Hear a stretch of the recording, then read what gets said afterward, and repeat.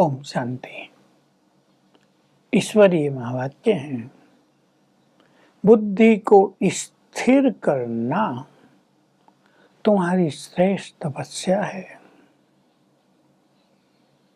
बाबा ने, स्वयं भगवान ने हमें बुद्धि को भटकने के कारण और उनको कैसे ठीक करें, निवारण कैसा करें, ये सब अनेक बार एक्सप्लेन किया है। ईश्वरीय ज्ञान से संपन्न हम आत्माएं अपनी बुद्धि को स्थिर करें, स्टेबल माइंड बनाएं स्वयं को। कितनी बड़ी चीज है, बुद्धि स्थिर हो जाए, हम योग युक्त हो जाएंगे, हमें अनेक डिवाइन अनुभूतियां होती रहेंगी, हमारी शक्तियां बढ़ती चलेंगी। बुद्धि परमात्म स्वरूप पर स्थिर हो जाए, बुद्धि परमात्मा के प्रेम में स्थिर हो जाए, बुद्धि आत्मिक स्वरूप पर भी स्थिर हो जाए। जिस पर हम अपनी बुद्धि को स्थिर करना चाहें उस पर बुद्धि स्थिर हो जाए। ऐसी सुंदर तपस्या हमें करनी है। थोड़ी मेहनत की बात तो है। देखिए, बुद्धि है हमारी थर्ड आई ऑफ विजडम। अब इस थर्ड आई से हम परमात्मा के स्वरूप को ही देखते रहें, आनंदित होते रहें। वो सत्यम शिवम सुंदरम है, वो आनंद का सागर है, निराकार होते भी अति अति सुंदर है। देखते ही रहें तो उसकी शक्तियां हम में समाती रहेंगी। श्रीमद् भगवत गीता के दूसरे अध्याय में आखिर के बहुत सारे श्लोकों में स्थित प्रज्ञ योगी के लक्षणों की चर्चा है। स्थित प्रज्ञ माना प्रज्ञ बुद्धि, और स्थित स्थिर हुई बुद्धि जिसकी स्थिर हो जाए। लेकिन लोगों को ये पता नहीं कि बुद्धि को स्थित कहाँ करना है। परमात्म स्वरूप पर, आत्मिक स्वरूप पर, अपने पांचों स्वरूप पर। तो बाबा ने हमें तो बहुत अच्छी साधनाएं सिखा दी हैं। ज्ञान हमारे पास स्पष्ट है। ब्रह्मावत्सों की यही बहुत बड़ी बात है। ये उनका बहुत बड़ा भाग्य है कि उन्हें कुछ भी खोजना नहीं है। परम सत्य स्वयं ज्ञान के सागर परमात्मा ने आकर संपूर्ण सत्य ज्ञान खोल दिया है उनके आगे, अमृत की धार बहा दी है। ये सत्य है, तुम्हें कुछ सोचने की जरूरत नहीं, ये सत्य है या नहीं है। आत्मा दोनों भ्रकुटियों के बीच निराकार स्वरूप में है, ज्योति स्वरूप में है, पॉइंट ऑफ एनर्जी है। पूरा ज्ञान मिल गया आत्मा के सातों गुणों का। परमात्मा ब्रह्मलोक में है, गुणों का सिंधु है, सदगति दाता है, मुक्ति देने वाला है, जन्म मरण से न्यारा है। बहुत विस्तृत ज्ञान उसके बारे में हमें मिल गया है। तो हम अपनी बुद्धि को स्थिर करें। मनुष्य की बुद्धि को भटकाने वाली चीजें तो संसार में बहुत हैं। संसार की इच्छाएं, खान पान में आसक्तियां, साथियों का बुरा व्यवहार, बहुत ज़्यादा एक्सपेक्टेशंस फ्रॉम अदर्स, और भी बहुत सारी बातें। लेकिन दुनिया के समाचार, टीवी पर आने वाले बहुत सारे गलत न्यूज, आजकल तो व्हाट्सएप पर, सोशल मीडिया पर फेक न्यूज बहुत आ रहे हैं। उनको सुन के कईयों का मन भटक जाता है, भयभीत भी होते हैं लोग। उन्हें न देखे तो अच्छा है, क्योंकि भेजने वाले तो भेजने से बाज आएंगे नहीं। उनका तो काम ही है अराजकता फैलाना। लेकिन इससे अगर योगी भी उसको देखते रहेंगे तो बुद्धि भटकती रहेगी।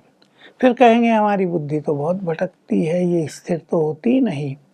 पर हमें देखना यह है कि हम अपनी बुद्धि को कहाँ भटकाते हैं। वो आप ही नहीं भटक रही है, उसको भटकाया जा रहा है। आप उठते ही व्हाट्सएप चेक करने लगोगे, स्टेटस देखने लगोगे, फेसबुक बहुत यूज करने लगोगे, फिर कहो बुद्धि योग में स्थिर हो जाए, असंभव है। इसलिए इन चीज़ों का त्याग। तो आप देख लें आपकी बुद्धि किधर जा रही, फैशन की ओर, संसार के कंपटीशन की ओर, बहुत हाईएस्ट स्टेटस लेने की तरफ, ठीक है, दुनिया में हाई स्टेटस सबको चाहिए, परंतु स्पिरिचुअल मार्ग पर, साधनाओं के मार्ग पे तो हाईएस्ट स्टेटस मिलते हैं, बहुत सारी शक्तियाँ मिलती हैं।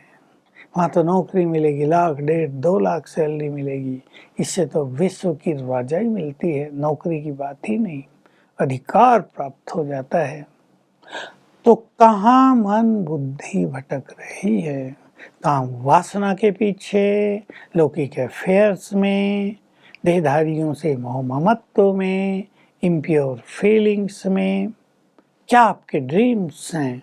पक्का करो उनको, चेंज करो, उनको सॉलिड बनाओ, स्पिरिचुअल बनाओ, तो मन बुद्धि का भटकना बंद हो जाएगा।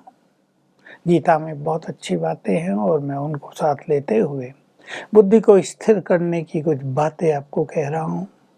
एक सुंदर बात है जो मुझे बचपन से ही अट्रैक्ट करती थी, तब उसका अर्थ समझ में नहीं आता था।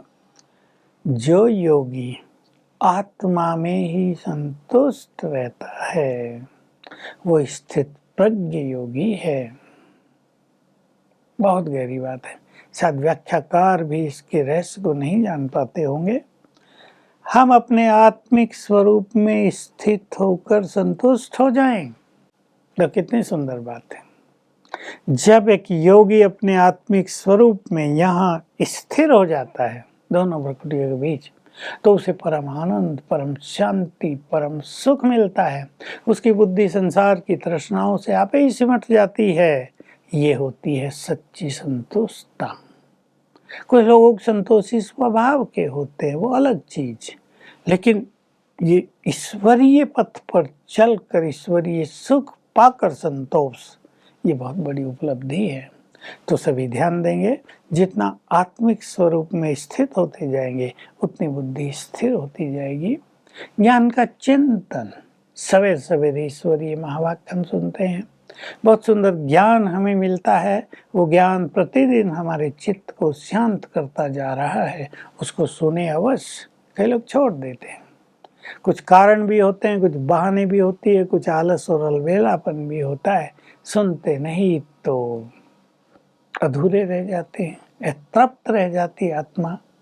स्वमान का अभ्यास जो हमारे विचारों को महान बनाता है, जिन्हें हम श्रेष्ठ स्मृतियाँ कहते हैं, उसके अभ्यास से हमारा चित्त सहज भाव से स्थिर होने लगता है। तो ये हमारे अपने हाथ में है, हम अपनी मन बुद्धि को भटकाएं या उसको स्थिर करें। और मोस्ट इम्पोर्टेंट बात, सबसे इम्पोर्टेंट, कि हम प्रतिदिन कुछ कुछ समय देकर बैठकर अपनी बुद्धि को परमात्म स्वरूप पर, आत्मिक स्वरूप पर स्थिर करने की प्रैक्टिस किया करें। अभ्यास हमारी बुद्धि को स्थिर करेगा। दोनों बातों की ज़रूरत है, हमें चेक भी करना और ध्यान भी देना है कि हमारी बुद्धि कहाँ भटक रही है, उसको रोकना है। लेकिन अभ्यास का अपना ही महत्व है, उधर से रोकेंगे, इधर से शिव बाबा की और आत्मा के स्वरूप पर बुद्धि को स्थिर करने की प्रैक्टिस करेंगे, बार बार करेंगे, कम से कम दिन में 4 बार करनी चाहिए, थोड़ी थोड़ी देर, तो बुद्धि स्थिर हो जाएगी। और स्थिर बुद्धि होने पर हमें सर्व ईश्वरीय प्राप्तियां सहज होंगी। ओम शांति।